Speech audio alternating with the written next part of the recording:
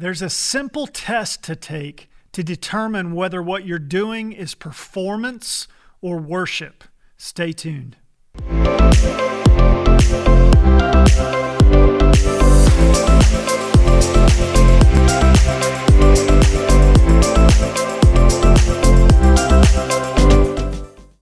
Hey, welcome to Worship Launch. My name is Zach Dietz, and I know I've been gone for a couple weeks.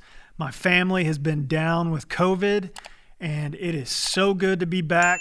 So I've often heard this topic come up in worship leader circles, and I'm sure there are hundreds of videos already on this topic, but I want to offer you a very simplistic test to take.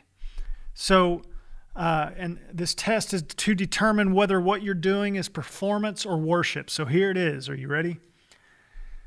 It's a question, and the question is, what are you in awe of while you're leading your congregation, and what are you leading your congregation to be in awe of? So I'm not just referring to the structuring of your songs on any given Sunday or the content of the songs necessarily, although both of those things can play a part in this.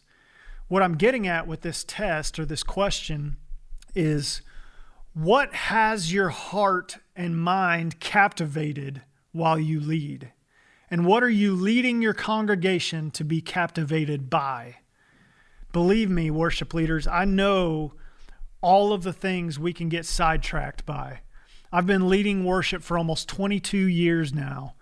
There's lights, there's sound, there's the response of the congregation. Are they lifting their hands, singing, coming to the altar? All of that. Those are distractions.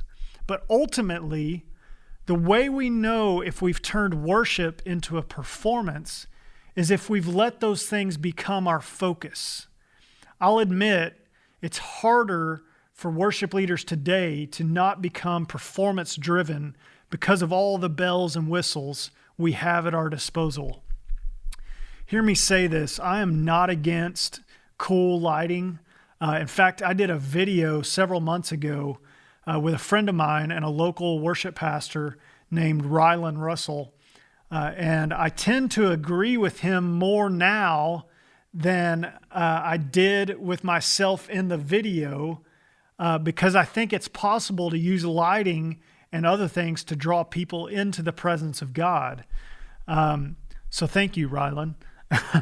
But when we use those things to draw the congregation into the mindset of, wow, this looks so cool, instead of, wow, that draws my attention to Jesus even more, we failed the test of worship versus performance.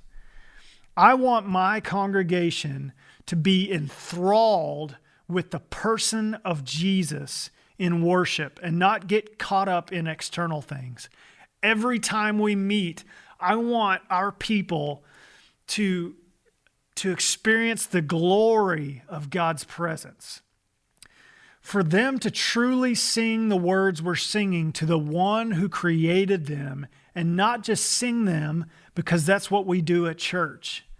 I think it's time we as worship leaders begin to take this test every week as we plan for worship, so that we might journey up the mountain with our congregations with clean hands and pure hearts. Think about it, worship leaders. If we are taking our congregations into something that we shouldn't be, then we are misleading our people. We're not leading our people. And so we need to journey up the mountain with them with clean hands, pure hearts, right motives. So let's take that test every week. What are we in awe of this week? Is it God? Is it Jesus? Or is it awesome lights, awesome sound? Oh, is the congregation worshiping with us? What is it? What are we in awe of?